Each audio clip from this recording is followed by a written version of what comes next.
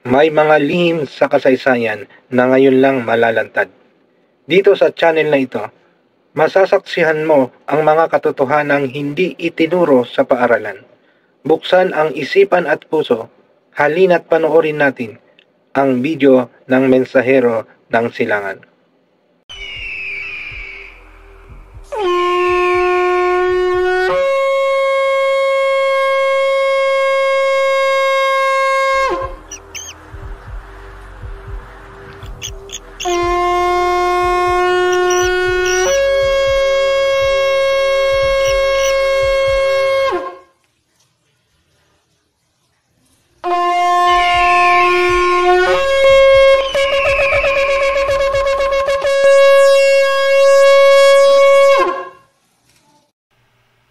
Those who are wise will shine like the brightness of the heavens, and those who lead many to righteousness like the stars forever and ever.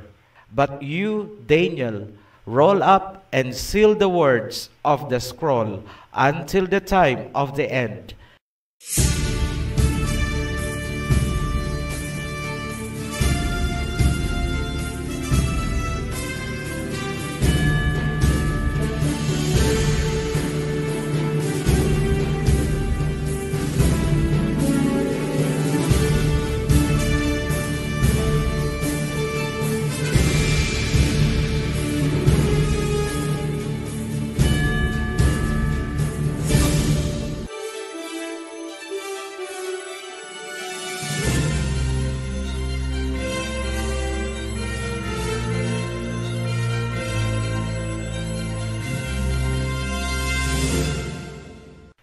Isang masayang pagbati mula sa Ophirian Heritage Conservatory.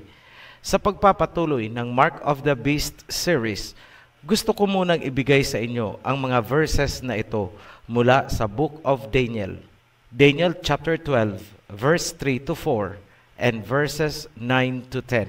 Those who are wise will shine like the brightness of the heavens, and those who lead many to righteousness like the stars forever and ever. But you, Daniel, roll up and seal the words of the scroll until the time of the end. Many will go here and there to increase knowledge. I heard, but I did not understand. So I asked, my master, what will the outcome of all this be?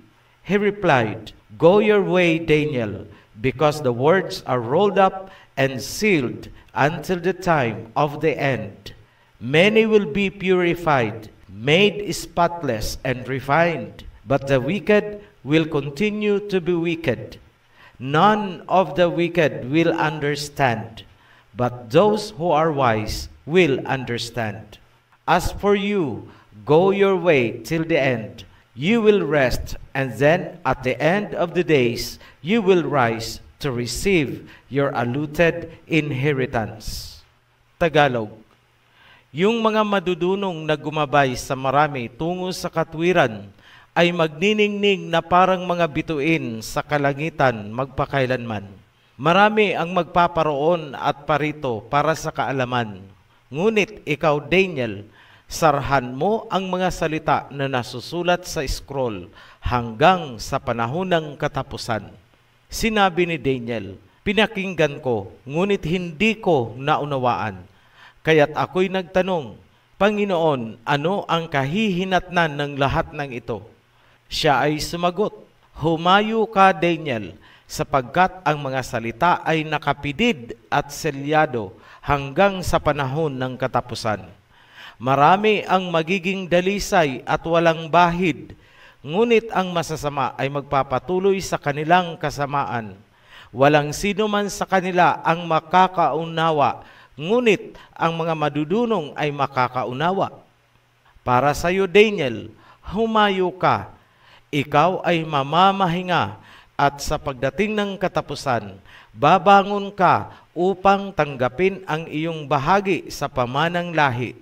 Ang mga nailabas na namin noon ay bahagi at may kaugnayang mga impormasyon na nakasara mula sa panahon ni Prophet Daniel. Ngunit Ayon sa nasusulat, tanging ang mga marurunong mag-isip ang makakaunawa. Maraming nag-comment na hindi raw nila maunawaan ang aming mga sinasabi sa video series na ito.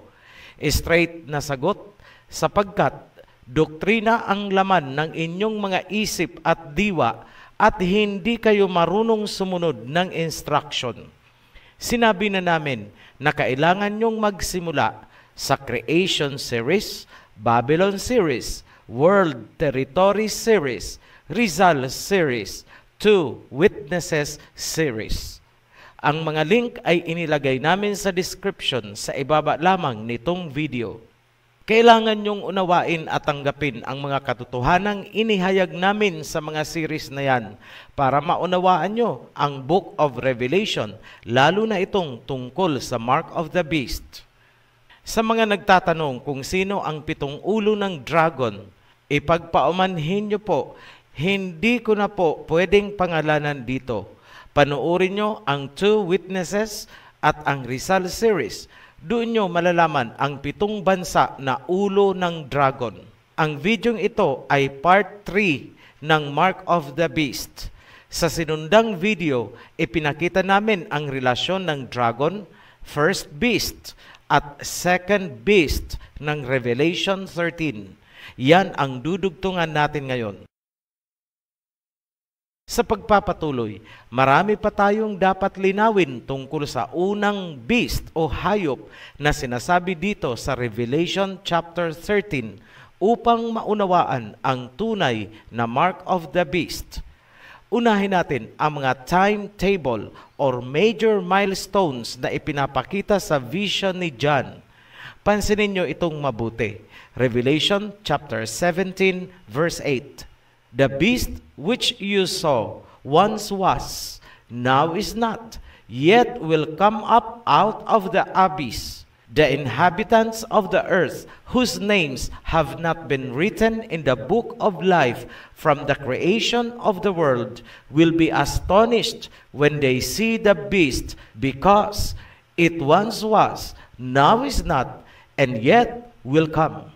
3 panahon or milestone ang sinasabi ni John. Once was, now is not, yet will come. Isa-isahin natin. Once was. Ito ang panahon mula sa pagkakawasak ng Old Babylon at pagkakatatag ng mga bansa sa Europe. In short, relocation of Babylonian civilizations. Dito nabuo ang beast na binigyan ng dragon ng authority. Ang isang ulo ng dragon ay ang Italy, kung saan naroroon ang Roman Empire. Ngayon, ano yung sunod na panahon? Now is not. Ito ang panahon kung kailan binigay ang vision kay John sa pagitan ng 50 to 100 AD. Ang isang ulo ng beast, ang Roman Empire, ay nagkaroon ng malubhang sugat at kinailangang magpagaling. Kaya ang sabi kay John, now is not, meaning sa panahong ibinigay ang vision, ang beast ay inactive kasi nagpapagaling ng kanyang malubhang sugat. Ano ang malubhang sugat ng isang ulo nitong beast? Una, nasunog ang Roma. Sinundan yan ng pagkamatay ni Emperor Nero. Then, nagkaroon sila ng civil war dahil sa agawan ng trono. Muntik nang malusaw ang Roman Empire. Yan ang malubhang sugat kung kaya nanghina ang beast. Ngunit, ang sabi sa Revelation, ang beast ay nakarecover, gumaling ang sugat, at ito ay ikinamangha ng buong mundo. Kailan ito naganap? Ito ay naganap sa panahon ng pamumuno ni Vespasian. Nakarecover at lalong lumakas ang Roma. Nahigitan pa nito ang former glory noong buhay pa si Nero at ang mga naunang pinuno. Ngayon, sa pamumuno ni Vespasian, isinakatuparan ng Roman Empire ang Siege of Jerusalem noong 70 AD. Kinontrol din ni Vespasian ang England, kung kaya hanggang ngayon ang London ay nananatiling isang virtual Roman enclave. London Corporation is the nucleus of Great Britain. Ang London, ang think tank, ang utak na nagpapagalaw sa realm of dominion ni Her Majesty. Mula sa England, sumibol ang pangwalo, pangsyam at pangsampung sungay ng beast. 3 heads of state ang sumibol at pinamunuan nito ang Amerika, Australia at sa pamamagitan ng Balfour Declaration, nilikha nila ang modern-day Israel na umagaw sa lupain ni Jacob. Sa makatuwid, ang nagtatag ng Amerika, Australia at Israel ay ang England, the Great Britain. At ano ang nucleus ng England? London, the virtual enclave of the Roman Empire. Hindi nyo yan mauunawaan kung hindi nyo panunuorin ang World Territories Series. Yan ang malalim na nakapaloob sa Revelation chapter 17 verse 8. Basahin ko ulit. The beast which you saw once was, now is not, yet will come up out of the abyss. The beast is an alliance of kings and nations na nagpahirap at nagpapahirap sa chosen holy people. Revelation chapter 17 verse 9 to 11. This calls for a mind with wisdom. The 7 heads are 7 hills on which the woman sits. They are also 7 kings. 5 have fallen. 1 is, the other has not yet come. But when he does come, he must remain for only a little while. The beast who once was and now is not is an 8th king. He belongs to the 7 and is going to his destruction. Pansinin ang mga naka-highlight. Ang 7 heads ay kings. Mismong ang beast ay ang pangwalong king. E ano naman ang 10 horns or sungay? Verse 12, the 10 horns you saw are 10 kings who have not yet received a kingdom, but who for 1 hour will receive authority as kings along with the beast. They have one purpose and will give their power and authority to the beast. Recap ko ulit. Verse 9 and 10. Ang 7 heads ay 7 kings. Ang beast ay king. Sa verse 12, ang 10 horns ay 10 kings. Maliwanag. Ang head, horn, at beast ay lahat mga kings ang kahulugan. Sa modernong pananalita, mga heads of state, mga hari, pangulo at prime ministers ng mga bansa. Bakit napakahirap para sa mga nagbabanal-banalang tagapagturo na tanggapin ang katotohanang ang Book of Revelation ay tungkol sa world geopolitics of the last days? Ito ang sagot. Daniel chapter 12 verse 10. Many will be purified, made spotless and refined. But the wicked will continue to be wicked. None of the wicked will understand, but those who are wise will understand. Tagalogin ko, sapagkat wala sa mga masasamang tao ang bibigyan ng pagkakaunawa. Yan ang nasusulat ni Prophet Daniel. Ang alliance ng mga heads of states, kings, presidents, at mga prime ministers ng mga bansang wicked or masasama ay ang beast, kung saan sumakay ang harlot woman, ang mystery Babylon. Revelation chapter 17 verse 3. Then the angel carried me away in the spirit into a wilderness. There I saw a woman sitting on a scarlet beast, that was covered with blasphemous names and had 7 heads and 10 horns. Ngayon, ano naman ang ibig sabihin ng woman or babae na nakasakay sa beast o hayop? Here is the point-by-point analysis. Point number 1, ang woman ay isang great city, isang sibilisasyon. Revelation chapter 17 verse 18. The woman you saw is the great city that rules over the kings of the earth. Point number 2, ang woman ay sumisimbolo sa Babylon. Revelation chapter 17 verse 4. The woman was dressed in purple and scarlet and was glittering with gold, precious stones, and pearls. She held a golden cup in her hand, filled with abominable things and the filth of her adulteries. Babylon the Great, the mother of prostitutes and of the abominations of the earth. Ang woman or great city na ito ay tinawag na Babylon the Great, meaning siya ang modern day revival ng Babylon. Mother of harlots, mother of prostitutes. Huwag po kayong malilito dahil sa Book of Revelation, ang great city na ito ay tinawag ding Egypt in terms of slavery at tinawag ding Sodom in terms of sexual immorality and fornication. Point number 3, drunk with the blood of the saints.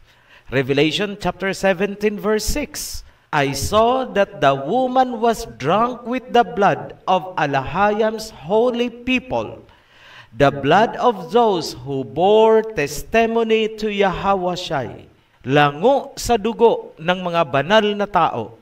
Point number 4, sentro ng kalakaran ng mundo. Revelation chapter 17 verse 11 to 13. The merchants of the earth will weep and mourn over her because no one buys their cargoes anymore. Cargoes of gold, silver, precious stones. Verse 13. Cargoes of cinnamon and spice, of incense, myrrh and frankincense, of wine and olive oil, of fine flour and wheat, cattle and sheep, horses and carriages, and human beings sold as slaves. Ayan, cargoes of human beings sold as slaves. Ang city na ito ay literally itinayo at the back of the slaves, kung kaya tinawag din itong Egypt sa ibang bahagi ng Book of Revelation. What happened? History speaks. Transatlantic slave trade. Sino ang mga slaves na ibinenta sa city na ito? Sino yung mga alipin na ibinenta sa city na ito? The tribe of Judah of Jacob's Israel. Yung mga dinukot yan mula sa Africa. Dapat napanood nyo ang Two Witnesses series at ang Rizal series para maunawaan ang detalye ng bahaging yan. Ngayon, magpatuloy tayo. Revelation chapter 18 verse 3. The kings of the earth committed adultery with her, and the merchants of the earth grew rich from her excessive luxuries. Ang woman or great city na ito ay sentro ng pandaigdigang kalakaran. Cargoes of gold, silver, precious stones. Para patunayan ko sa inyo, nasaan ba ang World Trade Center? Nasaan ang pinakamalaking stock exchange ng mundo kung saan nagpapayaman ang mga merchants? Andun sa great city. Point number 5.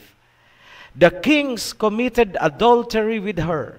Para maunawaan, nasaan ang United Nations kung saan pumupunta ang mga kings, presidents, and heads of state? andun sa great city. Point number 6, luxury o karangyaan. Revelation chapter 18 verse 3, the kings of the earth committed adultery with her, and the merchants of the earth grew rich from her excessive luxuries. Yes, the finest things in life, the great city that never sleeps. Point number 7, breeding ground for every unclean spirit, dwelling of demons. Revelation chapter 18 verse 1 to 2. After this, I saw another angel coming down from heaven. He had great authority, and the earth was illuminated by his splendor. With a mighty voice, he shouted, "Fallen, fallen is Babylon the Great. She has become a dwelling for demons and a haunt for every impure spirit, a haunt for every unclean bird, a haunt for every unclean and detestable animal." Isa lang naman ang tinutukoy. Ang great city na ito ay parang yung ancient Babylon, kung saan nagmumula ang iba't ibang doktrina, immorality, and fornication. Patunayan natin na ito ay tahanan ng mga impure spirits and demons. Nasaan ang headquarters ng Church of Satan? Naririto sa great city. Kabilang din ito sa tinatawag na Sin City, the modern day Babylon. Point number 8. Magsisimula sa economy ang pagbagsak at pagkakawasak ng great city na ito. Revelation chapter 17 verse 11, 12, and 16. Verse 11, the merchants of the earth will weep and mourn over her, because no one buys their cargoes anymore. Cargoes of gold, silver, precious stones. Verse 16, the beast and the 10 horns you saw will hate the prostitute. They will bring her to ruin and leave her naked. They will eat her flesh and burn her with fire. Ayan, inilalarawan ang nakaambang na pagkakawasak ng great city. Magsisimula sa economic collapse. Iiyak ang mga merchants na nagtitrading sa kanya. Babagsak ang New York stock market. Babagsak ang kanyang World Trade Center. Hindi lang po ang physical building ang tinutukoy ko, kundi mismong ang kanilang trading platforms and banking systems. Babagsak ang US dollar sapagkat ito ay isang fiat money, isang perang papel na walang halaga dahil walang backup na gold. At dahil dyan, magagalit sa kanya ang mga hari sa mundo dahil apektado ang world economy at maraming bansa ang magugutom. Ulitin ko ang nasusulat. The beast and the 10 horns you saw will hate the prostitute. They will bring her to ruin and leave her naked. Huwag niyong kalimutan na ang 10 horns at ang beast mismo ay mga pinuno ng mga bansang Europa. At mismong sa loob ng US, hindi nalalayo na hangarin ng iba't ibang individual states na magdeklara ng kasarinlan bilang hiwalay na bansa. Kung dati-rati ang harlot woman or great city na ito ay glittering with gold and silver dahil nakatambak sa kanya ang yaman ng mga bansa, mababaliktad po yan. Babawiin ng mga bansa sa buong mundo ang kanilang mga gold deposits. The woman or great city will be stripped naked and in ruins. Ngayon, almost 2 years na ang nakaraan. Sinabi ko na kinakailangan ng ating bansa na mag-detach sa great city na ito sa lahat ng aspeto. World economy, politics, and religion. nasusulat. Revelation chapter 18 verse 4. Then I heard another voice from heaven say, "Come out of her, my people, so that you will not share in her sins, so that you will not receive any of her plagues, for her sins are piled up to heaven, and Alahayam has remembered her crimes." Lumabas kayo sa kanya, aking bayan, upang hindi kayo madamay sa kanyang mga kasalanan at mga kaparusahan. Malawak ang sinasabi na come out of her, my people. Hindi lang po yan tungkol sa usaping pagbabanal-banalan. Kasama po dyan ang economy, politics, and moral orientation. Sa aspetong pang-ekonomiya at finansyal, ano ang mabigat na kasalanan nitong great city?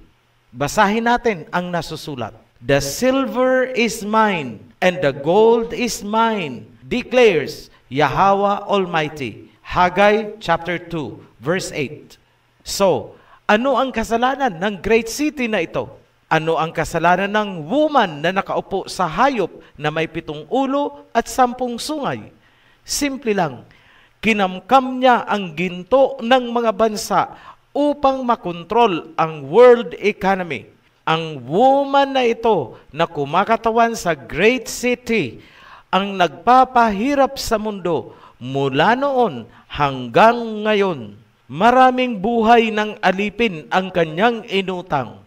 Holy people sold as slaves, kasamang kinontrol ng beast at ng harlot woman ang heritage or ancestral gold of Ophir. Sa pamamagitan ng pagmanipula sa pandaigdigang ekonomiya gamit ang iba't ibang trading platforms and banking systems, tayo ay nananatiling alipin, slaves ng Babylon, the harlot woman. Kung pag-uusapan ang ginto, napakayaman ng ating bansa at ng Afrika, ngunit nananatili pa rin tayong mga alipin sapagkat kontrolado nila ang buong sistema. Ang sinumang bansa na hindi magpapasakop sa beast system, maging sa aspetong pang-ekonomiya, moral at spiritual, yes, kasama ang relihiyon, ay papatawan nila ng economic sanctions. Hindi makakapag-import at export ng mga produkto. The nation cannot buy nor sell not unless they accept the mark of the beast. Kung wala kayong idea sa pandaigdigang kalakaran, hindi nyo makikita at mauunawaan kung paanong natutupad ang marking of the beast na nagsimula sa aspetong pang-ekonomiya on the geopolitical level. Mula sa national level, yan ay mag-graduate pababa sa grassroots hanggang sa ating mga sari-sari stores. Ang aspetong pang-ekonomiya ng Mark of the Beast na kinakaharap ng ating bansa ay maiiwasan lamang kung tayo ay kakala sa Babylonian economic system at huhugpong sa golden tube ng 2 witnesses na pumoprotekta sa Shemites territory. Ang 2 witnesses na sinisimbolo din ng 2 olive tree ay pinagmumulan ng golden oil na magpapaningas sa golden lampstand na sumisimbolo sa ating mga Hebreo. Nailahad ko na po ang tungkol sa topic na yan. Magdadalawang taon na ang nakaraan. Panoorin nyo ang 2 Witnesses series para maunawaan ang bagay na yan. Ito ang masayang balita. Magdadalawang taon na ang nakalipas nang sinabi ko ang paghuhugpong natin sa golden tube ng 2 witnesses. And now, natutupad na. So, what events are we expecting to happen in the very near future? Pakinggan nyo itong mabuti. The global debt facility will collapse. Federal Reserve will crash down. Ang fiat money ay mawawala ng halaga. Yes, mawawala ng halaga ang dolyar ng mga kano. Bakit? Sapagkat papalit ang isang uri ng kalakaran kung saan ang makakasali lamang ay mga bansa na ang currency ay may kaukulang gold backup. Matutuloy na ang naudlot na Asian dollar noon. Yan ang labis na kinatatakutan ng beast government.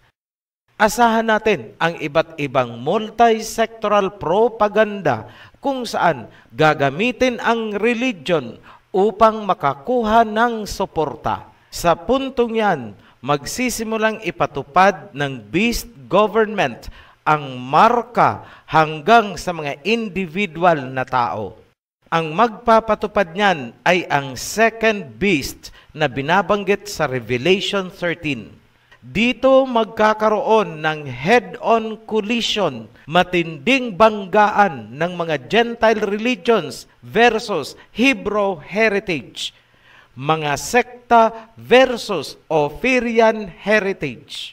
Ito ang masasabi ko sa inyo, mga pinuno ng mga sekta.